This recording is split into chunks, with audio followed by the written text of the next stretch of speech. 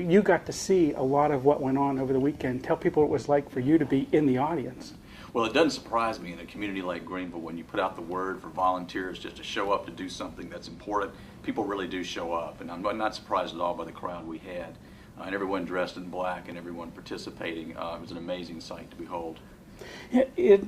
From your perspective, I mean, having somebody like Google even consider Greenville, it's got to be kind of a cool sort of thing to happen. Absolutely, and we think Greenville's a perfect place for Google to look. I noticed in the application that there's some notice to Dr. Charles Towns and his contribution to the Greenville community. It's not just that Dr. Towns is from Greenville and invented the laser, it's that we celebrate that fact with a statue right on Main Street. And that's just part and parcel of the kind of community we are. We like to acknowledge our past and where we come from, if you will, but we're always looking to the future.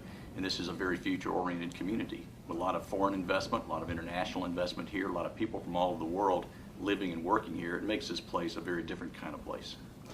I've had a chance to see the aerial shots, and hopefully you've seen some of that as well. Did you ever think when you got that bridge in there that you'd ever have this thing lit up like that? Yeah. Well, we're very proud of Falls Park and the pedestrian bridge over the falls. It's an extraordinary place. It's a beautiful place. It's a people place. And it always was intended to be the kind of place where people could gather for all kinds of events, whether it's musical events or arts events. And hey, why not an event to celebrate Google and to tell them why they should come to Greenville with high-speed fiber. One of the things, as you saw in the application, was they're looking for a commitment from the city to get involved and say, these are the kinds of, we'd like to have Google here. What do you have to say about that? Do you want them here? Yeah, we have a great tradition of public-private partnerships in Greenville. One only needs to see our downtown to understand how serious we are about working with the private sector to make things happen.